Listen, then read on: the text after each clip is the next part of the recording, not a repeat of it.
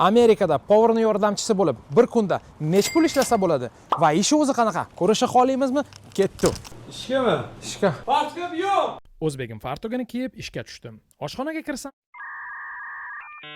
chef-povur chaqirib, eng og'ir ishlarni beginner, ya'ni yangi kelgan ishchi qiladi deb ko'mirga jo'natdilar. Undan keyin kartoshkani olib kel dedi. Kartoshkani tozala dedi. Men hayotimda kartoshka tozalamaganman. Men uchun bu juda ham qiyin ish ekan. Siz ham oshxonaga ishlamagan bo'lsangiz, siz uchun ham og'ir bo'ladi. Sekin ishlayotganimni ko'rib, hamma menga yomon ko'z bilan qaradi deb o'ylayman. Chunki men bu ishni ulgurmasam, povurlari o'zi qilish kerak ekan. Kartoshkani 4 soat tozalashimdan keyin o'zimcha oson ishga o'taman deb o'yladim. Lekin yana shu povur meni pol artishga majburladi. Hech qisi yo'q do'stlar. Qarasam boshqa povur meni farsh tayyorlashga o'tkazdi. Bilasizmi, Amerikada har bir mahsulot qattiq nazoratdan o'tish kerak ekan va bu farsh go'shtini alohida qayerdandir keltirar ekan. Qolgan mayda-chuyda ishlarni qilib yurdim. 5 minut dam olaman deb muzlatgich kamerasiga kirib oldim. 20 soniya o'tmasdan bir ovoz keldi va sen ishchilarga yordam ber deb chaqirdi. Do'stlar, oshxonaga ishlasangiz, ovqatlarga qarab rosa och qolar ekansiz. Bu joy ovqatlari juda ham mazali ekan. Qarasam hech kimga ishim yoqmayapti. Undan yomoni oshxonani pajar qilishga kam qoldi. Va shu meni oxirgi xatoyim ekan. Meni asta kuxnadan chiqarib, qo'limga $50 berib,